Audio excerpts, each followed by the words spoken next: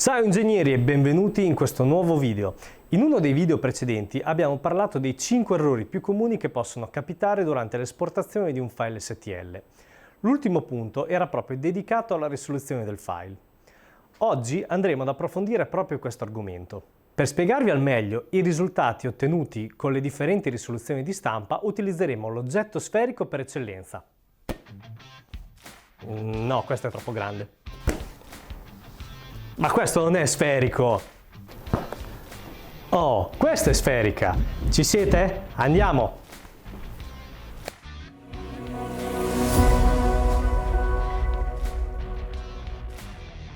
Durante l'esportazione di un file STL, il parametro più importante da tenere in considerazione è comunemente detto tolleranza o deviazione angolare. L'unità di misura di questo valore si esprime in gradi e ogni software potrebbe chiamarlo in maniera diversa, ma il concetto rimane sempre lo stesso. In pratica, più questo valore è basso, maggiore sarà la risoluzione e la dimensione del tuo file esportato. Viceversa, più questo valore sarà alto, minore sarà la risoluzione e la dimensione del file stesso. In alcuni software potreste già trovare dei parametri preimpostati per questo valore, come ad esempio High, Medium o Low, che stanno proprio ad indicare la risoluzione ottenuta dopo l'esportazione. Questo oggetto, che sembra un sasso, in realtà è la nostra pallina da baseball, stampata in 3D con una risoluzione del file STL molto bassa, per cui il valore della deviazione angolare al momento dell'esportazione era impostato con un valore molto elevato, il che rende l'oggetto poco definito e poco simile alla sfera che in realtà dovrebbe essere.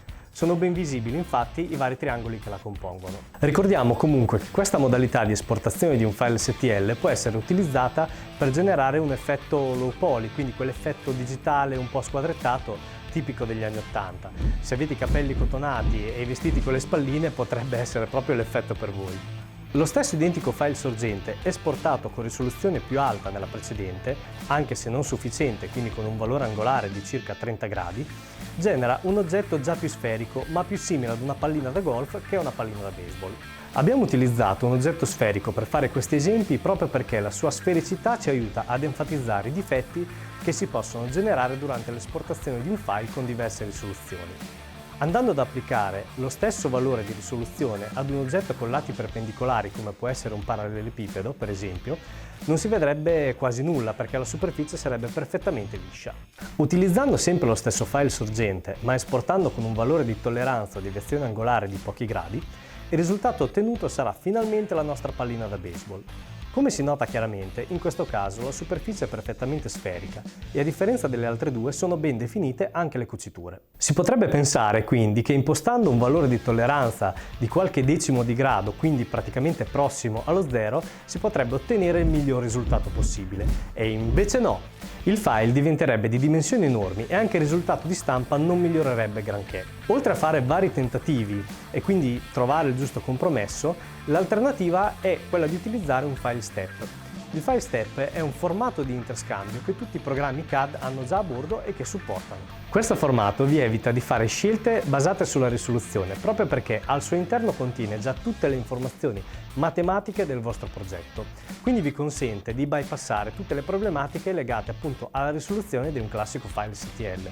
Noi di PolyD, per garantire il miglior risultato di stampa possibile, vi consigliamo sempre di utilizzare un file step, che è un file anche supportato dalla nostra infrastruttura online. E se non ci avete capito una mazza e volete farci qualche domanda, scrivetecela qui sotto nei commenti. Ciao a tutti e buona stampa 3D!